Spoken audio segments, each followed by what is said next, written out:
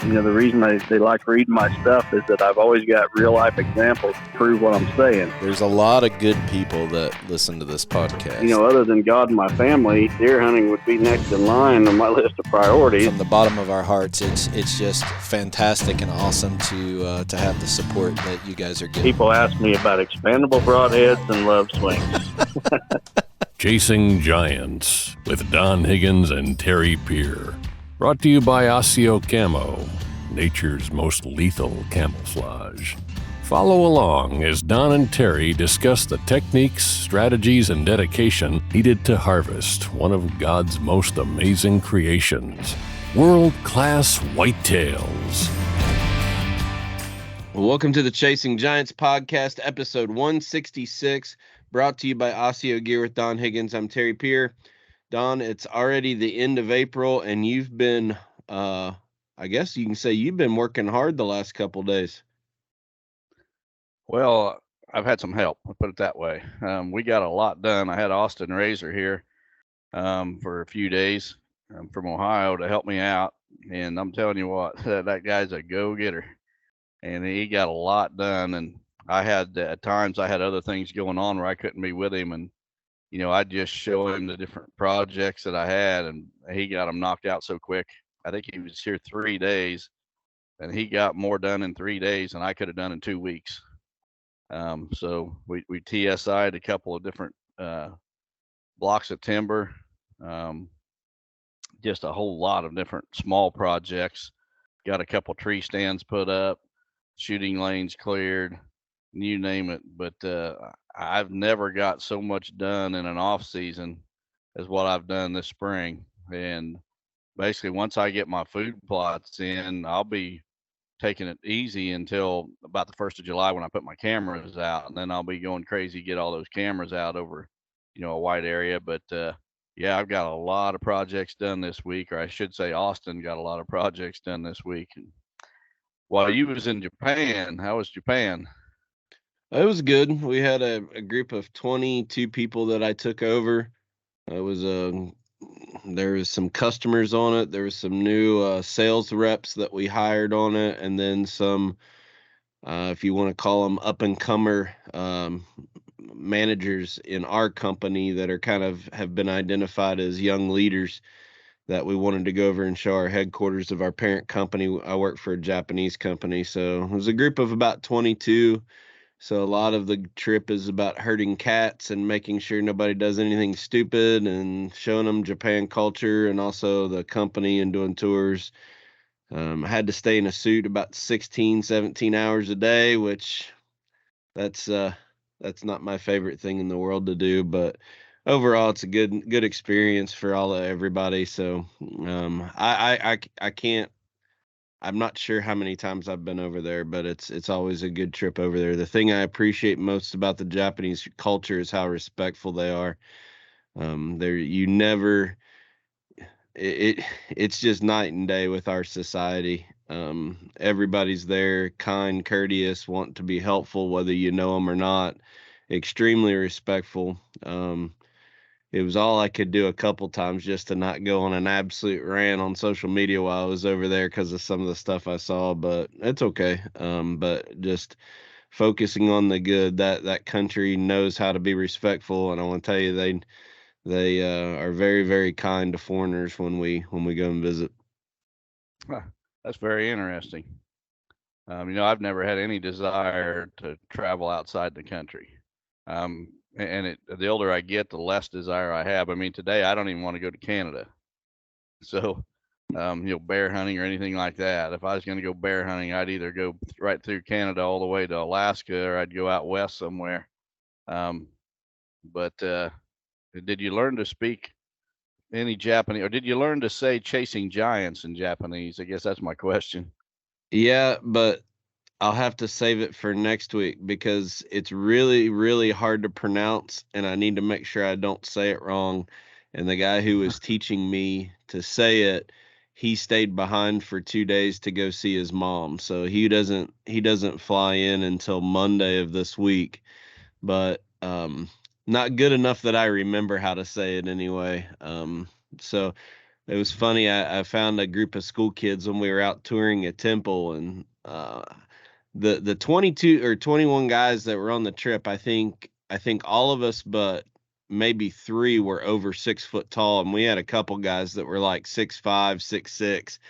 So we were just giants compared to everybody over there. And when these groups of school kids saw us walking through, we get a lot of attention. So I even took a picture with one little kid with a Chasing Giants hat on, and he said it different than somebody else said it. So I did try to learn it, but I'm not prepared to do it today, and I'm half asleep as it is. We just got in late last night.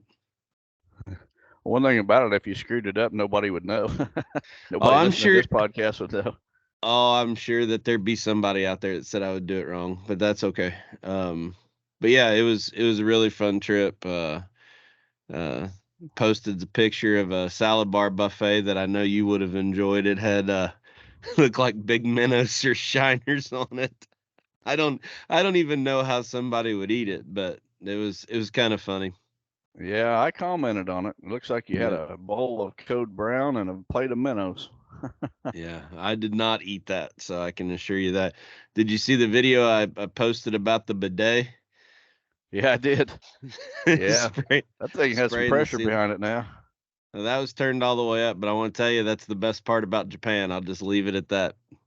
That would be in that life-changing category, almost like Separtech underwear. Yeah, you would know. I'll leave that for you. That'd be your field of expertise. Oh, that's what I'm an expert on. Okay. Separtech underwear and toilets that spray. Yeah, there you go. Sprayed all the way to the ceiling. So, no, but it was a really good time. Can't complain one bit. We had one guy that accidentally forgot to take a pocket knife out of his carry-on backpack and somehow got through Raleigh TSA and Chicago TSA and got caught in Japan in Tokyo trying to get on a domestic flight in Japan with a pocket knife. So that was interesting. But outside of that, I didn't have any problems with immigration or anything with that big group of people. But yeah, fun trip. Good deal. Glad you guys all made it home safe. Yep. So I want to go back to these projects that you were working on. You did some TSI work, but did Austin bring up his mini hoe to get your creek bank crossings done? Yeah, I did. Had a couple of projects for him and his mini hoe. Had a ditch along the road in front of my house that had silted in, and the water wasn't running off of right, and it just made it impossible to mow because it just stayed wet and muddy all year. So he cleaned out my ditch, but then we went down and created a creek crossing about 15 yards from one of my stands. And of course, the social media trolls and haters were all over that, but Why? Said I needed a permit from the EPA and all kinds of stuff to mess with the stream bank. And I guess if the EPA shows up, every farmer in the whole Midwest is going to be in trouble, because I've seen so many creek crossings made to get equipment across. I don't know how the one I made 3 foot wide is going to affect the stream as much as some of those ones that they take 30-foot, combine platforms across. I'm not going there. I'm still tired and probably in a bad mood. I don't want to focus on the idiots out there, but yeah, the weather here, I was really hoping it was going to be dry so I could get corn in the ground. Did you get any corn in the ground yet? No, I have not done anything with food plots yet, other than I drilled in some clover seed into a couple of fire breaks that it didn't take real well. I even did a frost seeding this spring, and the crazy thing is I frost seeded grass in my new yard too, in the bare spots, and it didn't do very well. And my frost seeded clover didn't do well either. Very, very little of either came up. Huh. I don't know if it was the ground conditions. It's been fairly dry, where maybe that ground crusted over or whatever. Right. So I went in and drilled my fire breaks around my switchgrass fields and more clover. But other than that, I haven't touched my food plots. But I can say that in my area, I'm going to guess probably close to 75% of the ag fields are planted, and Even beans? even beans. Wow. Yeah, there's several guys that are done planting, and just my guess from driving around and seeing the different fields, I'm going to guess it's close to 75% are done.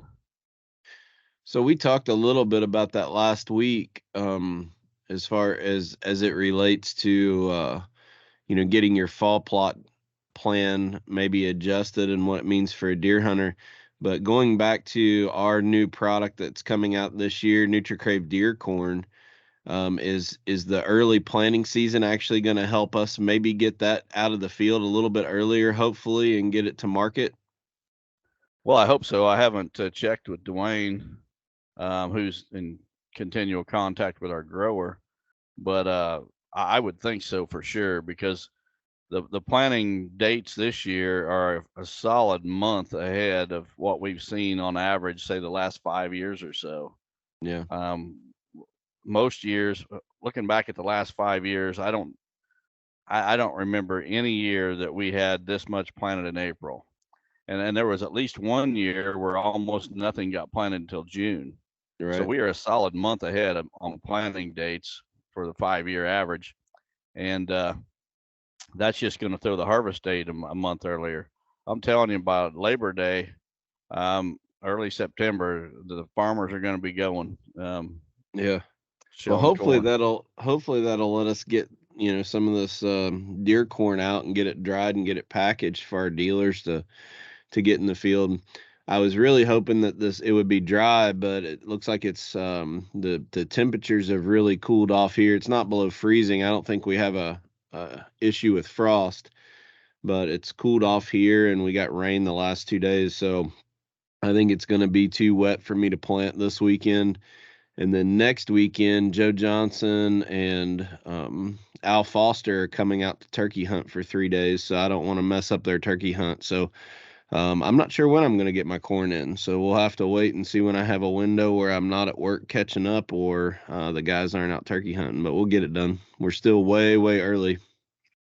Yeah, I've got a full week schedule of various commitments that I won't be planting this week either, which I'm fine with.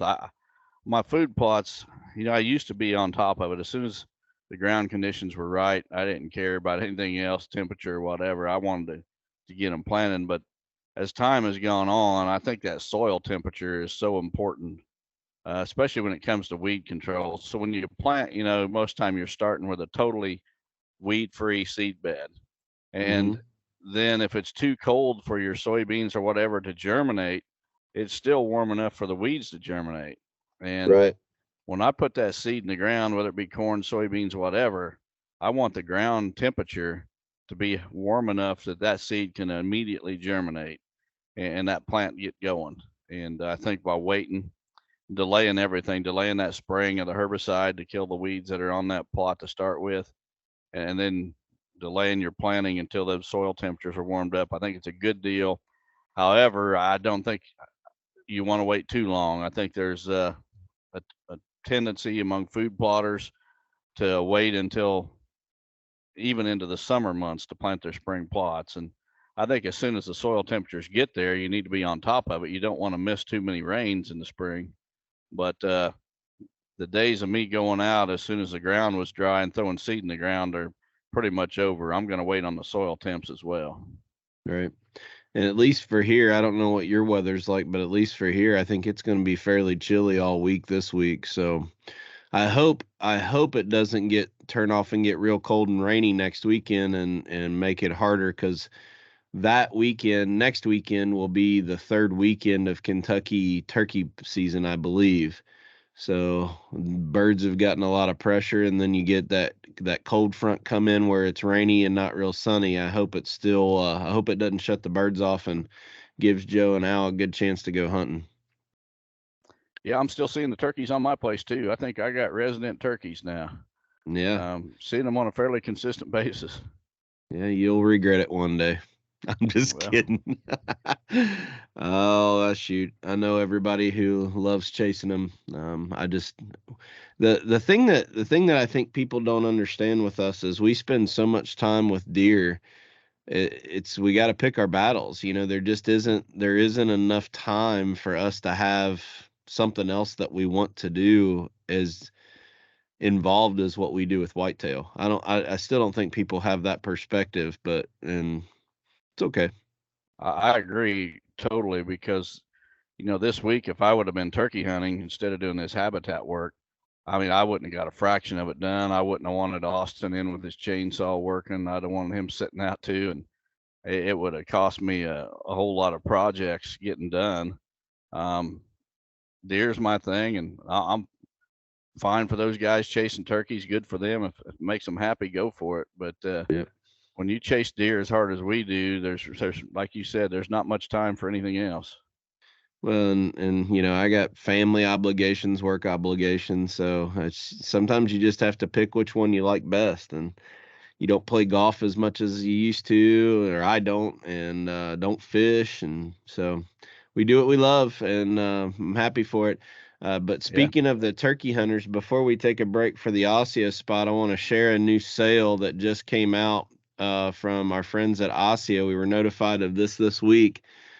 People should be able to see it on my screen, but those listening on the audio platforms, there's a new sale going on. Do you want to talk about it, or do you want me to? Go ahead. I So wasn't if you, prepared.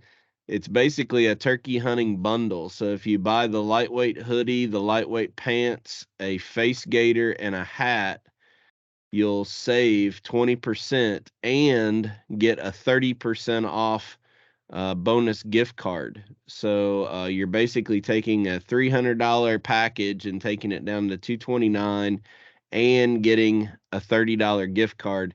But you have to use the promo code Spring Bundle, and we'll put the link in the description of the YouTube video and of the podcast.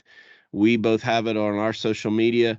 So make sure you go out to Osseo. This is only valid through April 30th. And for those people who hunt like I do in Kentucky, this early season turkey suit works phenomenal for deer hunting in September and early October. So it's what we use around here when it's really light. So it's not just a turkey suit. It's really, really good early season bow hunting stuff. So hope you go out and check that out. Again, use the word Spring Bundle and get your 20% off plus a $30 coupon when you buy the bundle of a hat, face gaiter, a hoodie, and lightweight pants. So with that, we'll go ahead and play the Osseo commercial and be back in just a minute. Osseo Gear introduces a premium line of bow hunting gear that is unmatched, pairing nature's finest camouflage with the best technological innovations.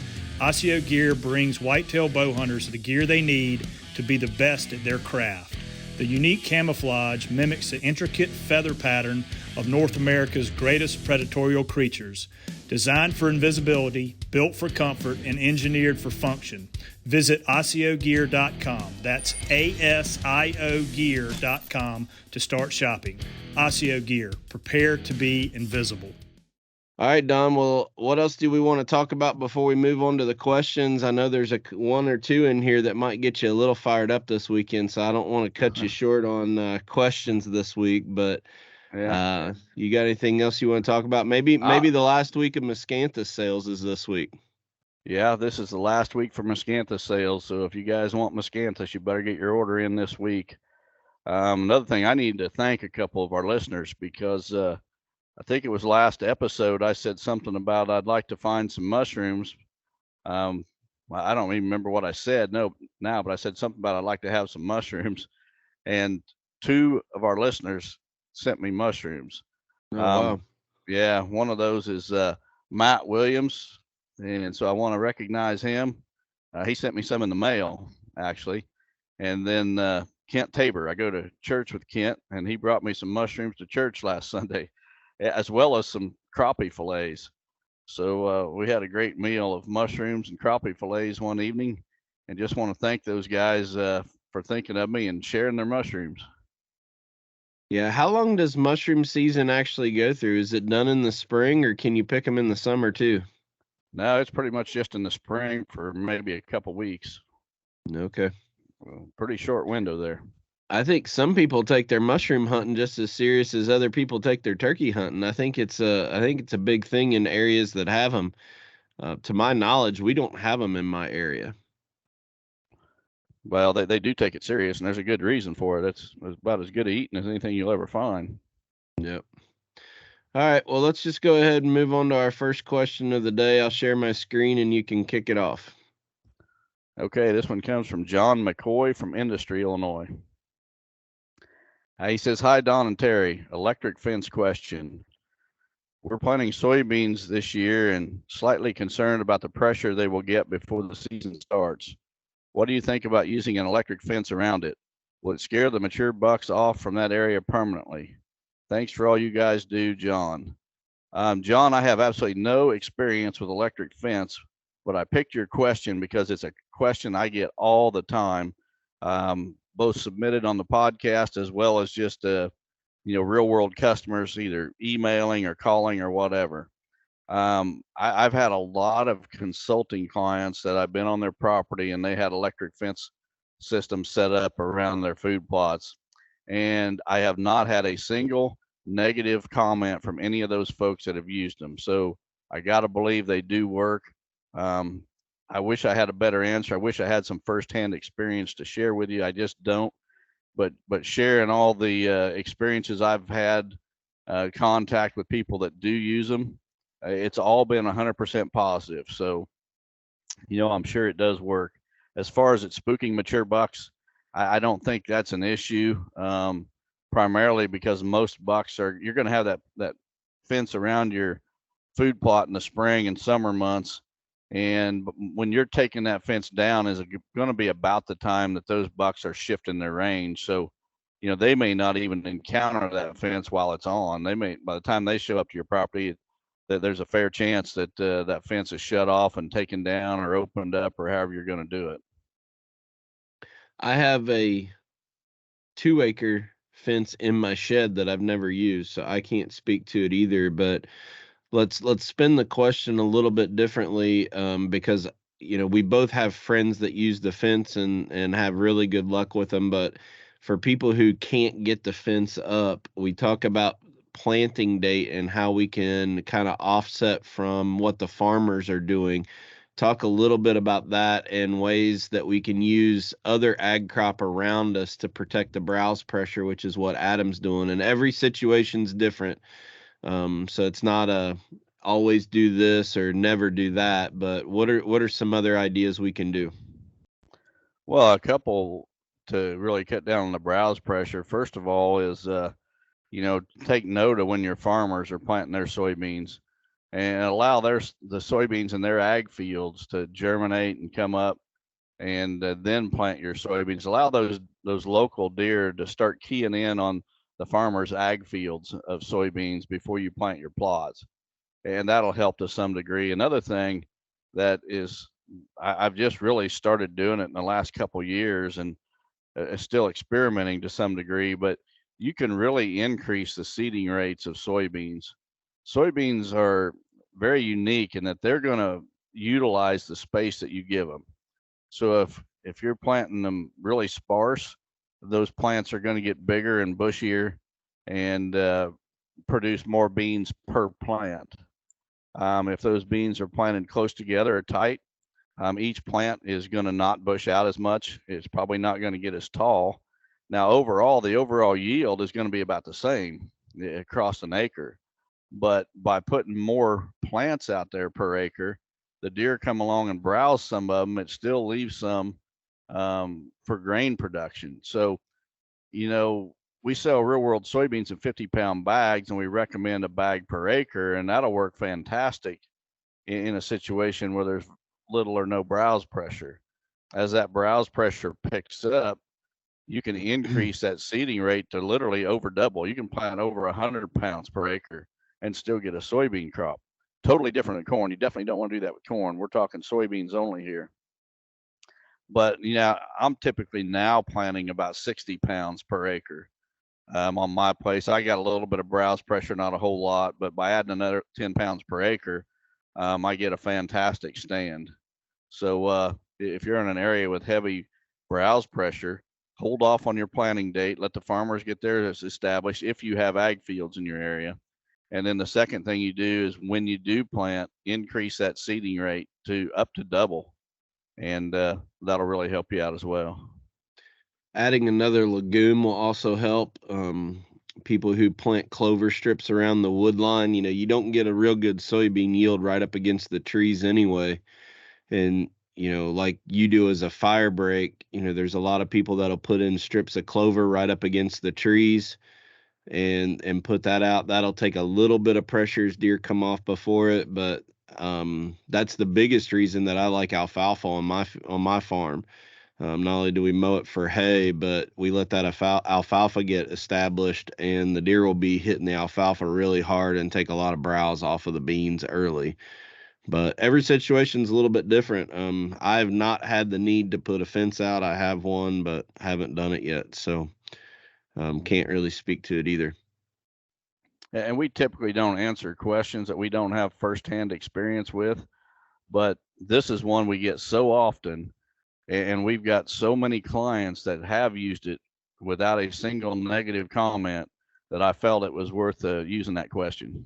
There's also a lot of people that ask about a chemical that you can spray on it to deter it. Neither one of us have used that product either. Right. And we got some feedback from a gentleman several years ago about a spray that you can put on any plant. They use it a lot in the landscape industry and suburban settings where there's a lot of deer coming into people's yards and eating and such.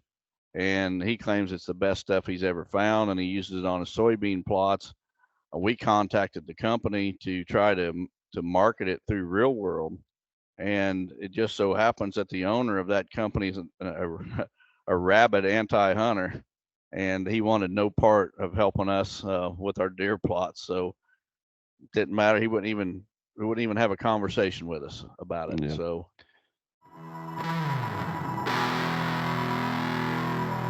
this is the biggest step we've taken in reducing vibration and sound since 3D damping.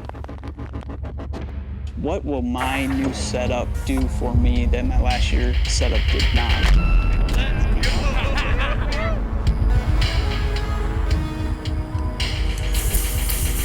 Matthews Pioneer Damping. We own silence, we own stealth. All right, this one comes from Adam Smith from Casey, Illinois. He says, "Hey, Don and Terry, I've noticed a new trend in the hunting world lately on Facebook. I have seen several people advertising hunting rights for sale on particular properties, but not the actual land. They are considering hunting rights in a category like mineral rights. Whoever purchases the rights will have access to hunt the property for life, no matter the landowner. The last one I seen had a 45-acre parcel in Effingham, Illinois, and the hunting rights were being sold for $75,000, but the landowner would still have rights to the timber, agriculture, and minerals. This is crazy to me when you can just lease ground for way less or outright purchase property and have all rights included. What are your thoughts, and is this something we may see more of?" Well, Adam, to be honest, this is the first that I've heard of it. I agree with you 100%. I think it's absolutely ridiculous. If you're going to sell off all the rights to the property, one at a time, mineral rights, hunting rights, whatever, you're really going to decrease the value of that property forever. You can pass it on generations down the line in your family, but it's always going to be worth significantly less than if all those rights were intact. I would totally shy away from any such deals or purchases. I think the negatives far outweigh the positives, especially when you're talking, for 45 acres for $75,000. You're talking well over $1,000 an acre, and basically all you get to do is hunt it, and the real landowner can come in at any time and he could clear off the entire woods. You're left with an ag field that gets plowed before hunting season even opens up, and you've got nothing. I think if it's a trend, I hope it's one that doesn't catch on. I've got a suspect it's one that won't catch on. But I personally would totally avoid any such situation.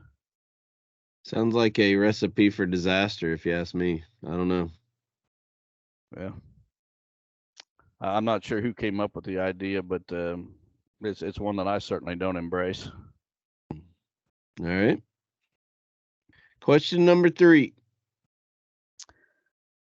This one comes from Mike Miller from Apple Creek, Ohio. He says, "Hello, Don and Terry. Thanks for keeping it real. My question is about whitetail consulting. Don, I'd consider you the Babe Ruth, Michael Jordan, Tom Brady, Tiger Woods, etc. of whitetail hunting. So if anyone's qualified to consult, I'd say it'd be you. It's not that I think anything less of someone if they hire a consultant, but for me, figuring out myself is a big part of the hunt. Magazine articles and podcasts can give you helpful advice, but you still must apply and adapt that to individual properties. My question is, Don, if you paid someone 30 years ago to set up your property, would your deer herd and the bucks you've harvested there mean as much to you as they do now? Thanks and God bless." Well, first of all, Mike, you put me in some pretty elite company that I don't feel deserving of. There are a lot of good deer hunters out there. There's also some very good consultants out there besides myself. So the fact that you would pay me such a compliment it almost leaves me speechless. I don't know what to say, but I don't feel that I deserve, that sort of label. With that said, I totally understand what you're saying. I can tell you that when I shoot a deer off of my farm, a big buck, a mature buck off of my farm, that deer does mean a little bit more to me than when I shoot on my farm, because on my farm, I've set up, I've hunted it for so many years, and I've set up the farm to my advantage. Every tree stand, I've done everything I can to get mature bucks to pass by that stand location that I expect to kill a mature buck when he shows up here. In fact, I think it would be so rare I can't even envision a situation where a mature buck showed up on this property. I targeted him for an entire season and was not able to kill him. Don't get me wrong, there's a lot of hard work goes into it. There's a lot of hours in a tree, even here on my own farm. And you just don't go out even in a week's time or a month's time, say, I'm going to kill that buck. And Terry, you probably remember a situation, was it 3 or 4 years ago, when we was targeting a buck I hoped to get killed in October. And I hunted him hard in October on my home farm, and he was here. I was getting his picture, and I never got a crack at him in October. I think I ended up killing him on November 4th. Yeah, but I hunted that deer hard for a month. So it's not as easy as what you think, but I totally get what you're saying. As far as whether it would mean as much to me, we got to remember that every deer hunter is different and every property is different. So not everybody takes it as serious as I do. And most of my clients are extremely successful people at some business or whatever. I mean, we got professional athletes, got business owners, CEOs of big companies, doctors, surgeons, whatever. I've got my client list is people that have been extremely, extremely successful at life. And most of them are middle-aged or maybe a little bit over middle-aged. And during their younger years, they poured their heart and soul into their business or their career and not into deer hunting like I did. So now that they've, are getting a little bit older and they're slowing down, they've got more free time. What they're trying to do for the most part is they're trying to shave some years off that learning curve. I can tell you from personal experience, when you start getting over 50, you start recognizing that the finish line's coming up. You don't know how many seasons you've got left. And I'll be 60 this summer. I don't know if I've got one hunting season left or 10, or in 10 years, I'm going to be 70. So I don't know how many hunting seasons I've got left. And so for a person that's, say, maybe 50 years old, he's been very successful in his career. He wants to slow down and enjoy life more. He wants to get into deer hunting. I think for that person to hire a consultant, I don't think that's going to lessen the feeling of success when he kills a giant buck. Basically, all we're doing is shaving years off the learning curve for that client. So I think it's an individual situation. For me, I guess to really get back to your question, if I had hired a consultant 30 years ago, would my success mean less? And I don't really think it would, because I've learned so much in the last 30 years, and so much of it's property specific. So you can learn a lot, but then you got to apply it to your specific situation. And that situation is always changing.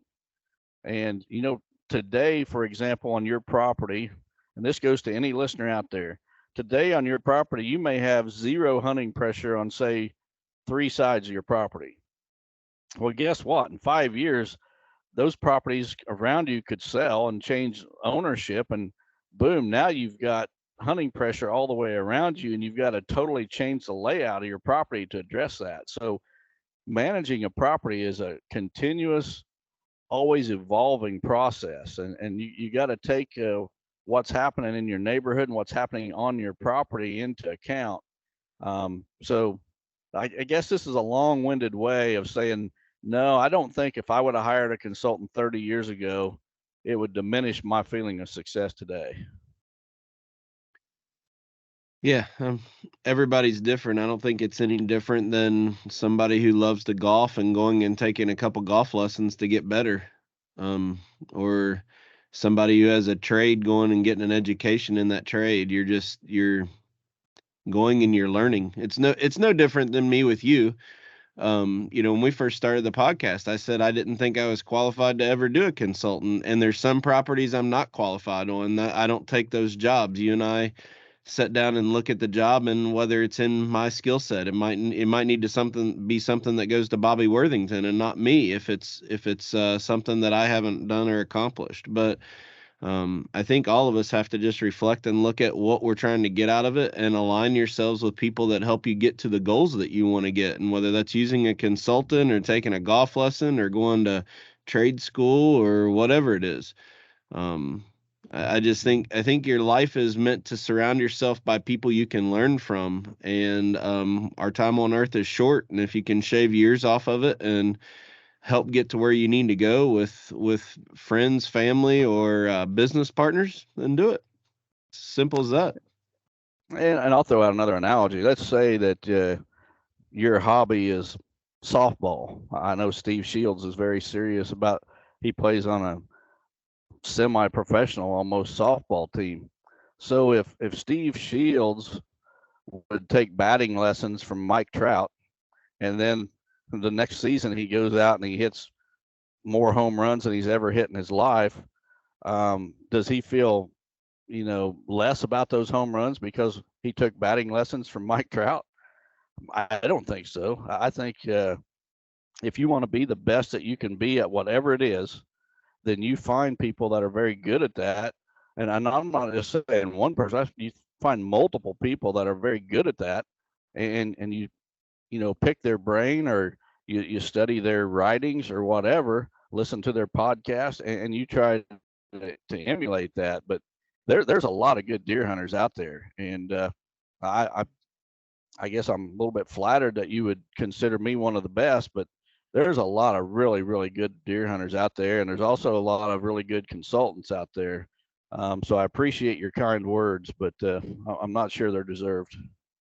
Yeah, we can also spin the same thing about your faith. The people that say that they don't need to go to church, they feel just as much close to God as they are in a tree stand and they are on church Sunday morning. That's the exact reason that we believe that going to church and being part of a local church community and gathering every week is so important, because it's there. It's a level of accountability. It's a level of networking and being challenged and uplifted, by everybody else in the same room every week. And I just don't believe that sitting on the sidelines and not participating in a local congregation is going to challenge you the way that being part of one is. It's no different. Going and surrounding by yourself with people that's going to hold you accountable and uplift you is going to get you a whole lot better outcome than trying to do it alone. That's a great analogy, Terry. I'm glad you thought of that one. Yeah. All right. Well, we'll move on to the next question.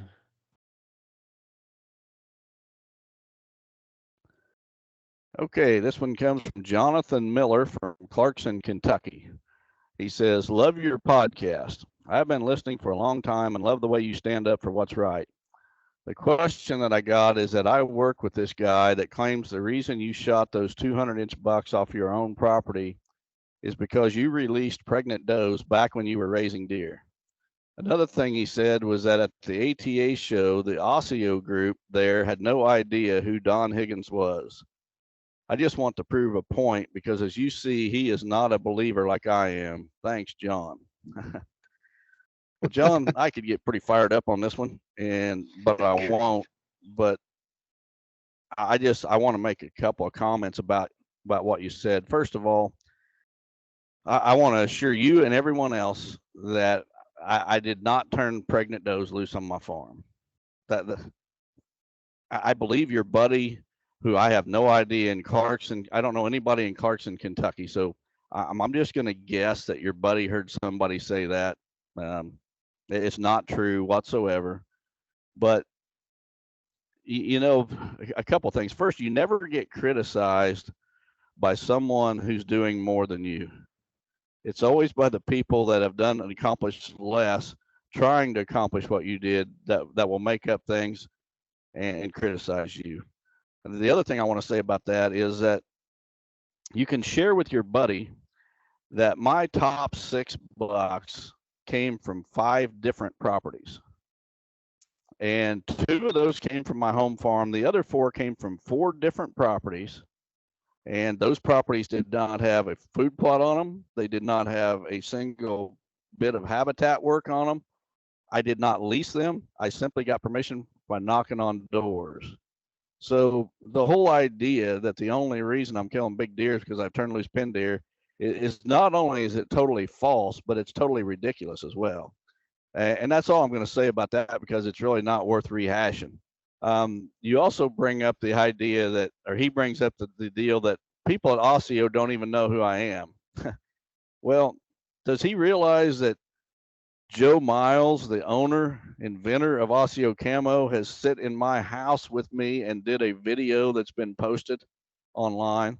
I mean, this is absurd. It's one thing is as absurd as one accusation from your buddy is as absurd as the other.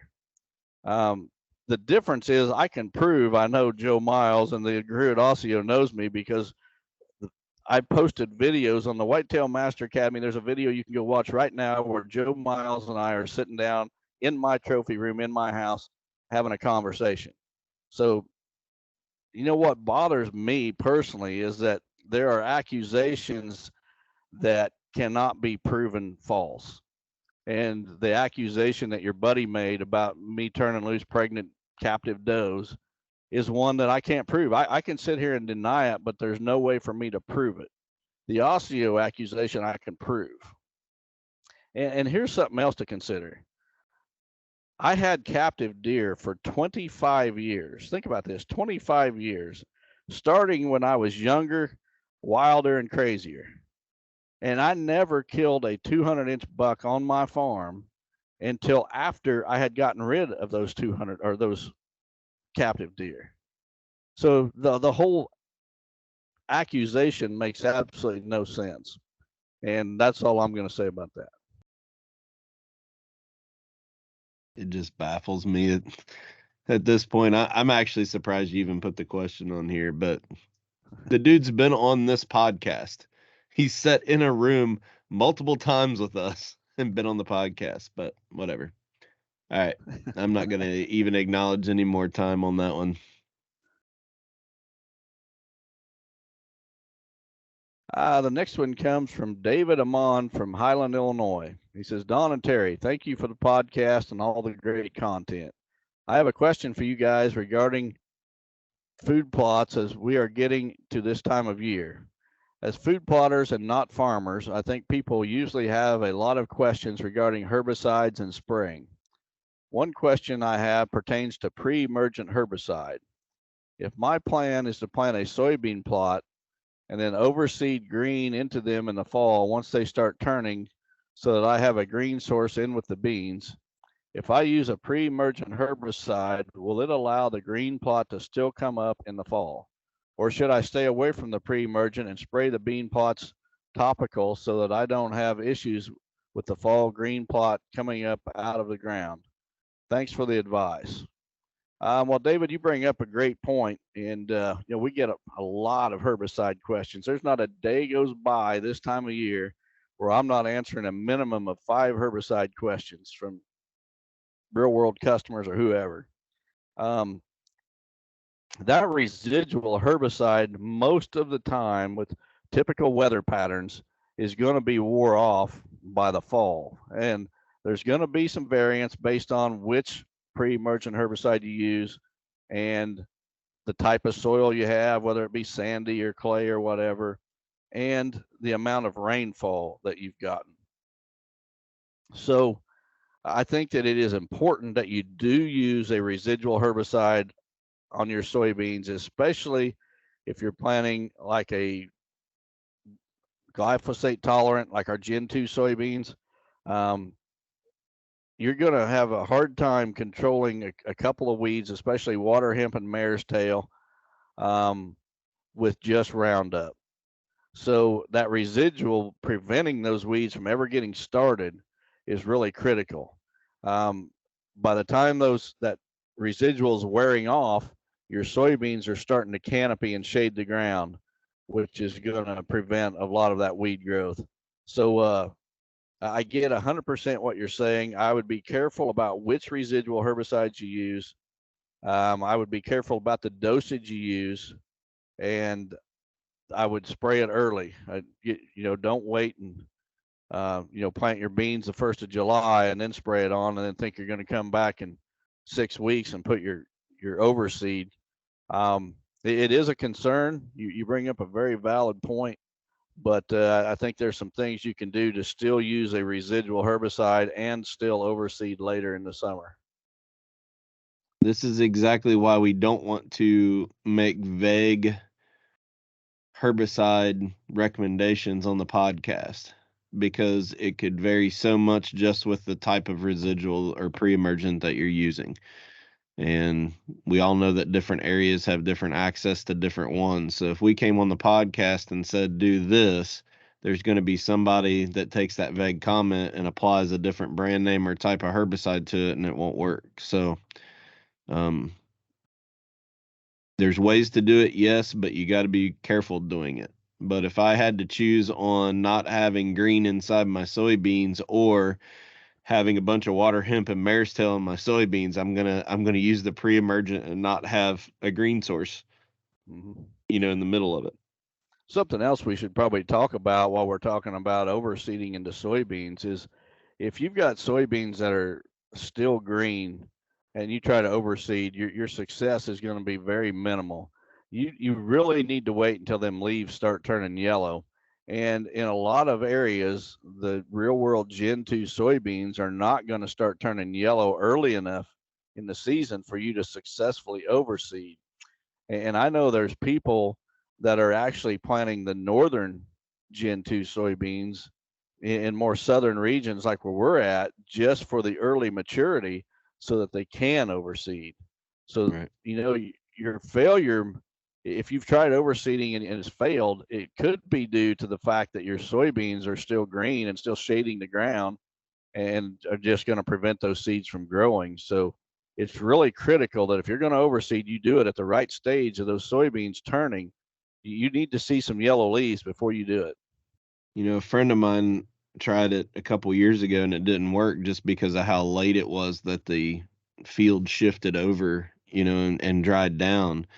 And then last year he went in and just overseeded green where it was heavy browse, I guess the rule of thumb there would be overseed where you can see the dirt, because that's what the sunlight's going to be able to get to it. So whether you're planting with a planter and you have rows of soybeans, like our good friend Kevin Thayer, he'll run that planter and have like 2 or 3 rows of beans, and then an open area that he runs like a cultivator down, and then that's where he'll keep it clean all year, and then he'll put green in that.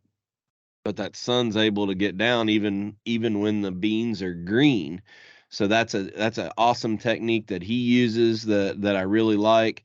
But then what my other friend did is he just went in and overcropped where the browse pressure was really heavy, like up by an inside corner or next to a bedding area, where they came out and kept that area down really low, and he overseeded there. Where you can see the dirt is where you can get by with putting a second crop in and getting some green underneath. Mm-hmm. Yep. So. All right, well, that was the last question of the night. I think we're a little bit short on time today, but that's okay because I'm tired. It's let's see, what time is it? It's 1:00 in the morning in Japan right now. That's my body's still on that time zone. So Apparently, jet lag is a real thing. I've never had to deal with it, but well, you put it this way: you get on a plane and you sit for almost 12 hours. But you land before you took off. Wow. So you get on a That's plane. interesting. You get on a plane in Japan, say at noon on a Friday, and you land at 11:30 on Friday. So you've been on a flight for almost 12 hours, and you land before you took off. So it gets you all out of whack. Probably just as bad going the other direction too, isn't it? Yeah, but you kind of got, I don't know. I don't know if it's adrenaline or kind of excitement or anticipation. You know, basically you lose a day going there. So I don't usually have as much problem there. I don't sleep real well anyway. You know that. So the lack of sleep doesn't bother me as much as just flipping on your time zones so bad. So Japan is 13 hours ahead of me, 14 hours ahead of you. So it's kind of goofy. It messes with you. It takes you about a week to finally feel normal again when you come back. Well, I hope you get to feeling normal pretty quick. Yeah. Hopefully this weather dries out. I want to get some field work done, and I want your buddy Joe Johnson to kill a big thunder chicken on my place this next weekend. So hopefully that'll happen. That'd be nice. Hope he gets her done. So I think Al got. Did he get one out in Iowa? Yes, he did. Yeah, I think he did. So yeah, we'll see. We got a couple places for him to hunt out here, so hopefully they can get her done and the weather cooperates. But you got a full week this week. I'm going to be digging out, and we'll catch everybody back next week. We appreciate everybody's support. God bless everyone. Have a great week. Take care. Chasing Giants has been brought to you by Osseo Camo, Via Farm Real Estate Company, 360 Hunting Blinds, Victory Chevrolet, Real World Wildlife Products, Matthews Archery, Novix Tree Stands, Gingerich Tree Farm, WildlifeFarming.com, Quiet Cat, and Vortex Optics. Thanks for listening, and tune in next week for another episode of Chasing Giants.